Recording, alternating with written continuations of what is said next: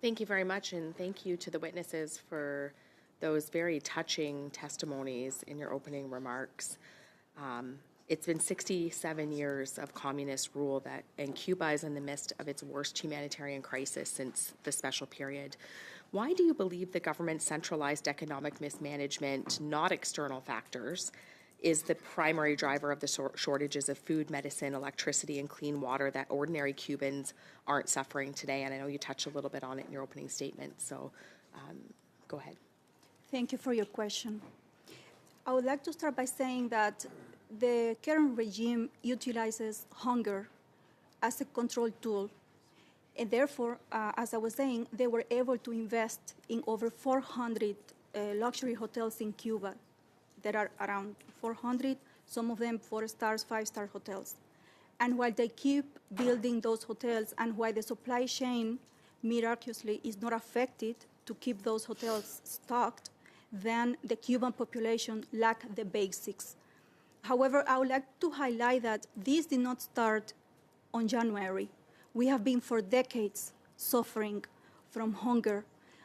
It is estimated that 89% of the population lives on extreme poverty. You see, we have what we call in Canada convenience stores, like bodegas. Each town might have one. Those shelves have been empty since I can remember. We do have pharmacies, we do have clinics, and due to the, I was saying, the immigration crisis, not only we are lacking medicine, we are also lacking the specialists, because Cuba exports specialists on the health sector, and what they are doing actually is contributing to modern slavery. Because while those countries pay the government a salary for the specialists, the government retains their passports, retain their salaries, and only pay a percentage of what the actually salaries are. And that salary gets retained in Havana. It's not provided the whole of it to the health personnel in those missions. So basically, it is their way to keep control of the population. It is because, imagine, even here in Canada, over 60% of the population will be interested in political affairs. In Cuba, people are interested to know what is going to be the next meal.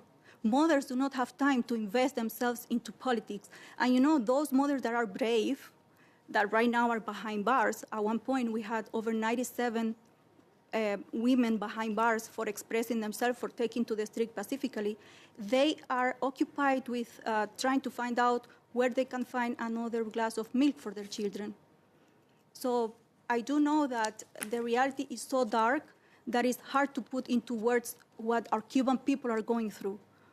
However, I'm doing my best to depict the reality on the island. Thank you for that.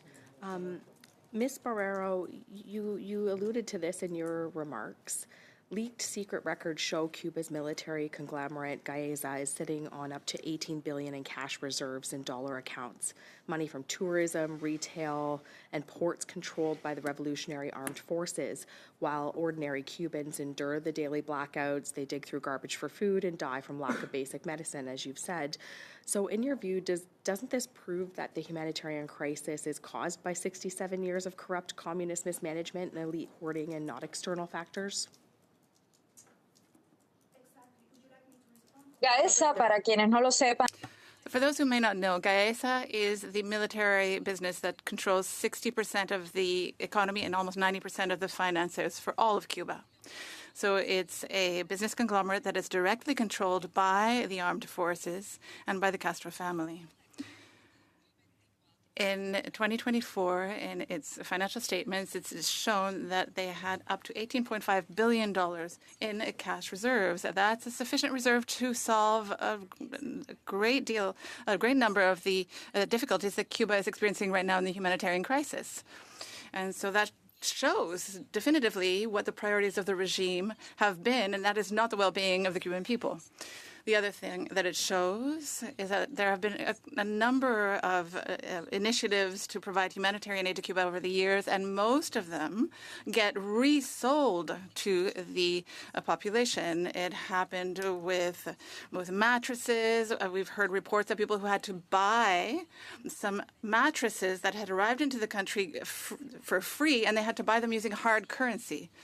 And so we know as well that there are things that are coming from Europe as well, and they're sent to rural areas, but they are saying that they are receiving that humanitarian aid, but they have to pay for it. So we have very clear evidence and proof, because we see hundreds of hotels where there are all kinds of vacancies, but money is not getting invested elsewhere. A lot of countries like Canada send many tourists to Cuba, but the hotels are empty. And what the regime does is keep building more and more hotels. Why and for whom? If those hotel rooms are empty, the regime should build hospitals and schools. And when we say that the regime is the structural cause of the crisis in Cuba, it's because if the regime really wanted to take care of people, it could have used the resources that it has had over these 60 or more years, almost 70 years. And we have seen that that is not the interest of the regime, because, as my colleague was saying, the regime wants people who is hungry to be able to control them.